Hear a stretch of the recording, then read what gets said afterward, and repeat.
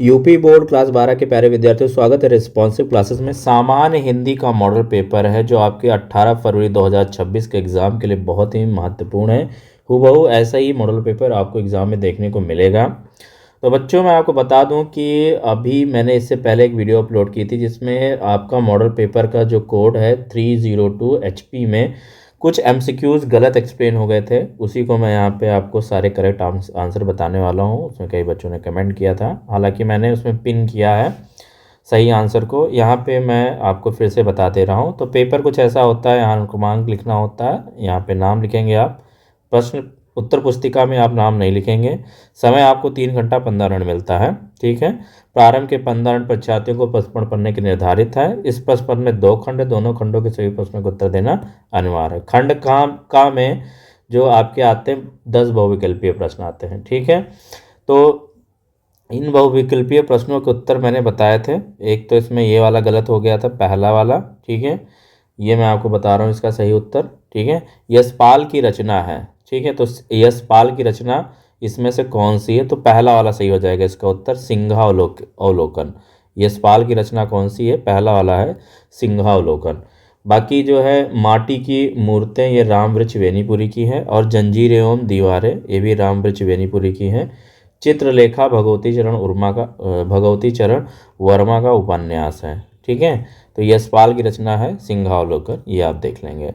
उसके बाद बच्चों यहाँ पे है आपका अगला प्रश्न है, गुलाब राय की रचना मेरी असफलताएं की विधा है। तो मेरी असफलताएं गुलाब राय की क्या है? आत्मकथा है। चौथा वाला उत्तर सही हो जाएगा। ब्राह्मण पत्रिका के संपादक कौन है? ब्राह्मण पत्रिका के संपादक कौन है? क्या बालकृष्ण भट्ट हैं, धर्मवीर भारती हैं, कमलेश्वर हैं, या फिर प्रताप नारायण मिश्र? तो ब्राह्मण पत्रिका किसके द्वारा संपादित की गई है? तो प्रताप नारायण मिश्र के द्वारा। चौथा वाला ऑप्शन यहाँ पे सही हो जाएगा। हजारी प्रसाद द्विवेदी का उपन्यास है, हजारी प्रसाद द्विवेदी का उपन्यास है परख, रंगभूमि, पुनर्नवा, तट की खोज। तो ये तीसरा उत्तर सही हो जाएगा आपका, पुनर्नवा। हजारी प्रसाद द्विवेदी का उपन्यास है पुनर्नवा। अंगा वाला है, मैथिली शरण गुप्त की रचना है संधिनी, रंग में भंग, चक्रवाल, पूर्वा। तो इस प्रश्न का सही उत्तर हो जाएगा रंग में भंग। मैथिली शरण की गुप्त की रचना क्या है? रंग में भंग, ठीक है। अंगा का दूसरा सही हो जाएगा। मुंशी प्रेमचंद का उपन्यास है, मुंशी प्रेमचंद का उपन्यास है, पहला है गोदान, दूसरा इंदुमती, तीसरा है नहुस, चौथा है यामा। तो मुंशी प्रेमचंद का उपन्यास क्या है बच्चों? गोदान है। ऑप्शन नंबर पहला सही हो जाएगा। इंदुमती किसकी रचना है? तो भाई इंदुमती किसकी रचना है? इंदुमती रचना है किशोरी लाल गोस्वामी की। किसकी है? किशोरी लाल गोस्वामी की है। और इंदुमती है क्या? तो एक कहानी है। इंदुमती क्या है? एक कहानी है, ठीक है। यामा किसकी रचना है? तो यामा किसकी है बच्चों? तो यामा है महादेवी वर्मा की। किसकी है? महादेवी वर्मा की है। अब आपको कमेंट में बताना नहुस किसकी रचना है, ठीक है। फिर दूसरे का खा वाला है, हुंकार काव्य के रचयिता हैं, हुंकार काव्य के रचयिता हैं सुमित्रानंदन पंत, अज्ञे, रामधारी सिंह दिनकर या मुक्तिबोध? तो इस प्रश्न का सही उत्तर हो जाएगा बिल्कुल हुंकार काव्य के रचयिता रामधारी सिंह दिनकर। तीसरा वाला सही हो जाएगा। प्रयोगवादी काव्यधारा के प्रमुख कवि कौन हैं? केदारनाथ अग्रवाल हैं, दूसरा त्रिलोचन है, चौथा है शमशेर बहादुर सिंह, या फिर नागार्जुन? तो प्रयोगवादी काव्यधारा के प्रमुख कवि हैं शमशेर बहादुर सिंह, ठीक है। फिर घा वाला है, तीसरा सप्तक का प्रकाशन वर्ष है, तो 1959, पहला वाला सही हो जाएगा।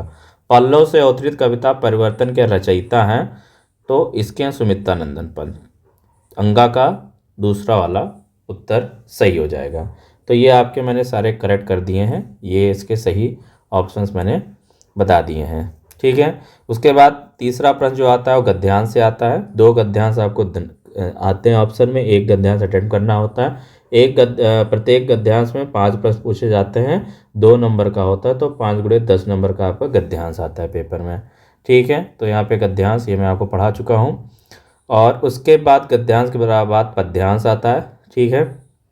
पद्यांश में भी आपके 2 प्रश्न होते हैं, ठीक है। यहाँ पे आप देख पाएंगे प्रोसेस पद्यांश पाठ एवं कवि का नाम यहाँ से। चौथा प्रश्न पद्यांश से होता है। पद्यांश भी आपका कितने नंबर का आता है भाई? 10 नंबर का आता है। इसमें भी 5 प्रश्न पूछे जाते हैं, 2 ऑप्शन में देना होता है, एक ही आपको अटेंड करना है। तो 10 नंबर का गद्यांश आएगा, 10 नंबर का पद्यांश आएगा आपके एग्जाम में। और उसके बाद एक लेखक का जीवन परिचय आता है 5 नंबर का, और एक कवि का। ठीक है, तो आपको एक लेखक और एक कवि का जीवन परिचय आएगा एग्जाम में। आप 3 लेखक और 3 कवि को आप तैयार कर लेंगे, उसमें से एक ना एक फंस जाएगा। ठीक है, इंपॉर्टेंट मैं आपको बताऊंगा। वैसे यहाँ पे जो तीनों लिखे गए हैं बहुत इंपॉर्टेंट है, हर एग्जाम में रिपीट हो जाते हैं। उसके अलावा पंचलाइट कहानी, यानी एक कहानी से आता है प्रश्न 5 नंबर का। ठीक है, फिर आपका स्वपठित खंड काव्य के आधार पर, यानी स्वपठित खंड काव्य से आपका एक प्रश्न पूछा जाता है 5 नंबर का, 80 शब्दों में लिखना होता है। ठीक है, ये कुछ पैटर्न है इस प्रकार। फिर आपका खंड का खत्म हो जाता है 7 प्रश्न के बाद। 8वें प्रश्न आपसे खंड खा यानी संस्कृत, अनिवार्य संस्कृत वाला स्टार्ट हो जाता है। ठीक है, तो इसमें क्या आता है भाई? एक गद्यांश का अनुवाद आता है, संदर्भ सहित अनुवाद करना, और एक पद्यांश का संदर्भ सहित अनुवाद करना आता है। ठीक है, और दोनों में ही एक एक ऑप्शन दिया होता है, एक ही करना होता है। ये आपका 7 नंबर का एग्जाम में पूछा जाता है। इसके बाद बच्चों जो आता है निम्नलिखित लोकोक्तियों मुहावरों, एक मुहावरे का आएगा, अर्थ लिखकर वाक्य प्रयोग करना होगा 2 नंबर का। ठीक है, इस प्रकार फिर अपठित गद्यांश पर आधारित प्रश्न आ जाता है। अपठित गद्यांश आएगा, अपठित गद्यांश कुछ भी हो सकता है, वो आप कर लोगे, बहुत इजी आता है एग्जाम में। इसके बाद जो आता है आपका शब्द युग्म से प्रश्न पूछा जाता है। सही शब्द का चयन करना होता है ना। शब्द युग्म यानी कि जैसे अम्ब अम्बू है, तो इसमें अम्बु मतलब माता और अम्बु मतलब पानी। ठीक है, इस प्रकार ये सही हो जाएगा। तो उसके बाद आपका आता है कि 2 अर्थ लिखने होते हैं शब्दों में से।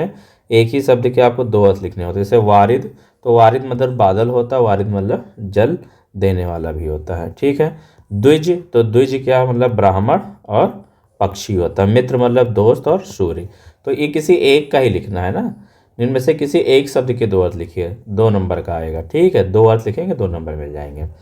फिर वाक्यांशों के लिए सही शब्द चयन करना होता है जिसका अंत ना हो, अनंत, और कम बोलने वाला, मितभाषी। ठीक है, तो वाक्यांशों के लिए एक शब्द आता है निम्नलिखित वाक्य शुद्ध वाक्य करने के लिए आता है। जो आपकी ये है सामान्य वाली, जो सामान्य हिंदी है, ये बहुत ईजी आती है। ठीक है, और ये आसानी से हो जाता है। जो आपकी ये साहित्यिक हिंदी होती है थोड़ी सी टफ होती है, ग्रामर उसमें कुछ आता है। रस छंद अलंकार से प्रश्न आएंगे, 2 नंबर का रस, 2 नंबर का अलंकार, और फिर छंद।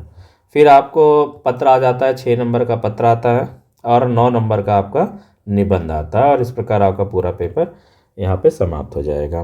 तो निबंध आपको 5 ऑप्शन में दिएंगे, किसी एक को एग्ज़ाम में करना होगा। तो ये कुछ इस प्रकार पेपर का पैटर्न होता है, और ऐसा ही पैटर्न एग्ज़ाम में बन के आएगा।